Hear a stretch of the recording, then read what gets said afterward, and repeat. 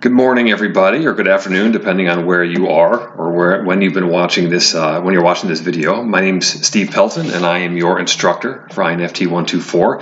I said that I was going to be posting something in week 1, and I apologize for getting it a little late. But this first half week tends to go by very, very quickly. So, beginning of week 2, I wanted to give you just a small introduction to the class and some of the things that we're going to be covering or are presently covering. So, we did a lot in that first week where we really just kind of introduced ourselves and you kind of got acclimated to Blackboard and to the textbook. Hopefully you have your textbook and some of the things that we're going to be actually using as tools throughout the semester. Now that we're into week 2, we're going to start to get into the kind of the meat and potatoes, if you will, of some of the information. So we've been already, or if you've gone through any of the lecture materials or you're reading any of the readings for week 2, you've gone through the hardware quiz, those kinds of things. You may have encountered a bunch of terms that you're not really very familiar with. Some of you may be, some of you may not be.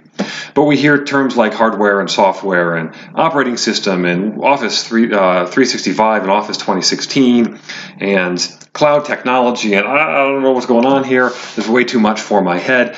Rest assured, by the end of the semester, you'll have a much better grasp on a lot of this terminology. So very basically, we are starting with Outlook this week. This is Microsoft's email system. This is an example of software, okay? So software, best way of thinking of software is programs. Think of the apps on your phone. That's all software. Software to do all sorts of different kinds of things. Watch videos, put together emails, put together spreadsheets, etc., etc., etc. Tons and tons of things are software. The hardware is actually what you're using right now. You're looking at this video and you're using a monitor, right? You're using your laptop or your desktop. You've got a mouse, right? Just like I have right now. But everything else too. The speakers, the motherboard, all the other things that you can actually touch. All the hard stuff is the hardware. So the software runs on the hardware, okay? Now, we mentioned something in some of the literature and some of the stuff that you've seen in these first 2 weeks about operating systems and Windows 10 and what is that? And we talk about how you need to download it if you don't already have it, and that's going to be very important. This is the operating system. What is that? Well, think of it like the brain of your computer, but more than the brain. Think of it almost like the brain stem. I mean, we all have brains, but that brain stem is where all the things are happening that we don't really need to think about, right? Breathing, heart rate, digestion, all that kind of stuff. It's happening without us even realizing it and having to kind of make a decision to do these things. Operating system works in the same way. So the operating system is running basically all the things on your computer, but a lot of it is kind of behind the scenes. Now you need that operating system to run the things that you can choose to run. Word, Excel, PowerPoint, Outlook, just like your brain. You need that brain stem in order to make the decisions you make with the rest of your brain, right? So think of the operating system in that way, and that might make it a little easier for you. So you've got an operating system, and we run software because of that operating system, and we run that on the hardware, okay? I know this is a lot probably to take in. The other thing that I want to mention before we go too far is the notion of cloud technology. As Brian and Stratton students, you have access to what we call Office 365.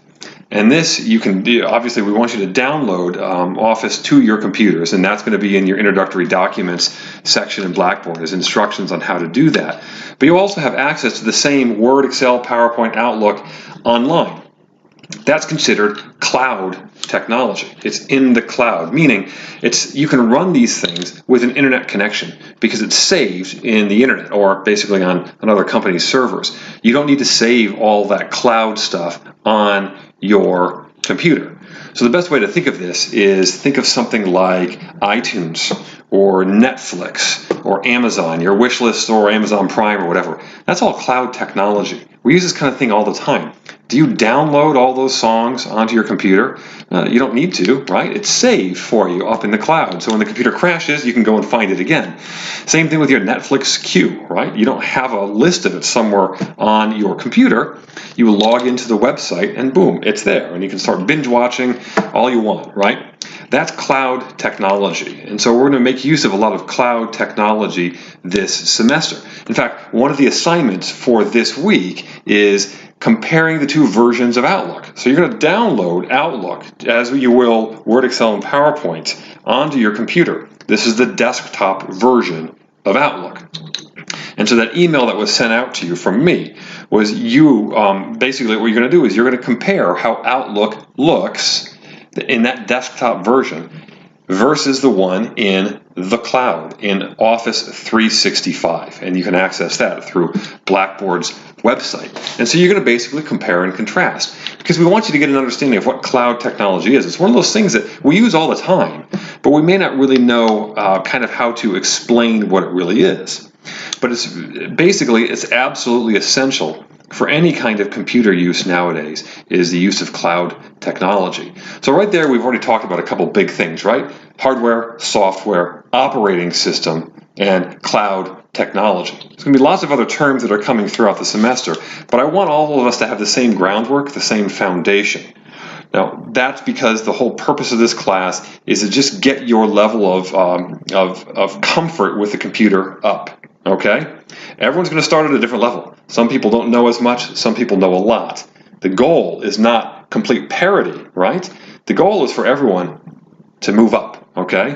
So we want some sort of groundwork, some sort of foundation there so that we can build on that. So whether you know a lot or you know a little, everyone's going to be able to learn something new and move up. So you do have two instructors for this class, Dan and myself.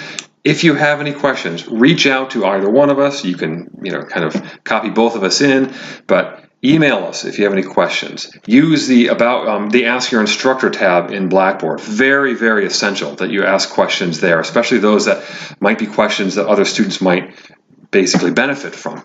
And also look in your About Your Instructor tab for our office hours. Every single week we offer office hours so that you can contact us either through Skype or some other kind of way. And if that doesn't work for you, again, contact us and maybe we can set up another time where we can meet with you. So I'm excited about this semester. I hope you are too. It is going to be challenging, but it's also going to be interesting. Everyone's going to learn something. Everyone is going to move up. So please get into those discussion boards as quickly as you can. Start to comment, start to talk to your classmates, and of course, always let us know if you have any questions or concerns. Thanks, folks.